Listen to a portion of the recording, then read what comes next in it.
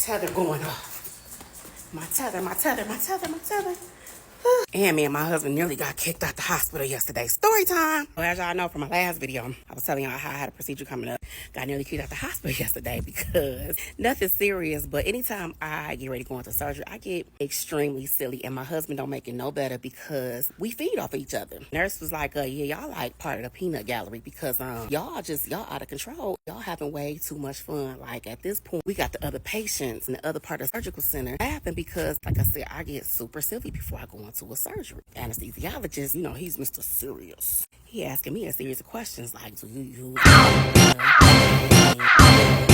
like, damn, this is really your series of questions that you ask patients? He like, you will be surprised. My husband was like, I mean, well, if she was, we is in the hospital, so not like somebody going ahead and taking a quick bump real quick, and I mean, hey, you're in the hospital, you can get resuscitated. So we was able to get a laugh out of him. We wasn't trying to, but it's like life ain't serious. And if I get a couple laughs before I go under because you don't know what's gonna happen, hey, but maybe it's my nervousness. So really didn't get kicked out of the hospital. We was just clowning around, but they did tell us we was having way too much fun up in there. And the tether I am on, it is a riboflavin acid reflux monitor for EGD that I got yesterday. I've had this procedure before, so I know what to expect. And it's given to patients that have issues with esophagitis, acid reflux, GERD, Barrett's, all of what's in my case. And it's interesting that I was diagnosed with Barrett's esophagus in 2019, but from what I understood, this was a disease that only impacted older white men over the age of 50, but I'm noticing more black women is having it because I've had several sisters reach out to me asking me questions. And of course, you know, if this is your situation, I'm here to give out information because it's nothing like being left in the dark, not knowing what to do, and you got doctors telling you all the drugs to take, and you are the 1% where your body cannot take a lot of these drugs. So holistic approach was always a factor for me, and to this day they cannot find the Barrett's esophagus, and all my tests keep coming back inconclusive. So I have to continue to get these series of tests. That's why they recommend to get Bariatric, because this is the one procedure that will stop me having to get all these series of testing and possibly turn it into cancer. My husband don't think I need the surgery, but for me, it's a good precautionary because nobody wants to sit up here and have to worry about, you know, the big C. We just don't, you know. His holistic approach has been working very good for us. But anyway, this is the monitor, and as you see, if I'm too far away, it will start beeping. Push any button to turn it on. I will push this button if I'm having acid reflux. I will push this button if I am having regurgitation. Push the triangle if I am having chest pain. Push this button if it's time for bed and I go to sleep. Push it again when I wake up. Push the other button for the knife and fork if I'm getting ready to eat.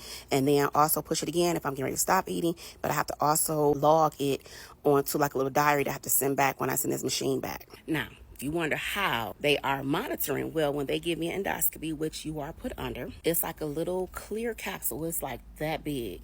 And after they finish with the endoscopy, they take like another spectrum and they stick it down your esophagus and they attach it. So they use a vacuum suction pressure to attach it to your esophagus. And then once it's in place, it's released. And that's how it monitors. You don't feel it. I can feel it just a little bit, like if I'm laying on my side and I like pull my shoulders in. It's like you kind of got some food stuck, but it does not hurt. So if you have any of these conditions, this is something you may want to ask your doctor, can they track, or they're probably recommended for you. When I had this done initially back in 2019, the other one I had was a little bit more detailed because every time I eat or drink something, it would tell me my acidity level right there, how much acid I had in my body. And we're not supposed to have acid in our body. We're supposed to have alkaline foods, alkaline diet, a lot of what Dr. Sebi had taught. And I know this to be true because people say, well, coffee gives you acid reflux. No, it doesn't.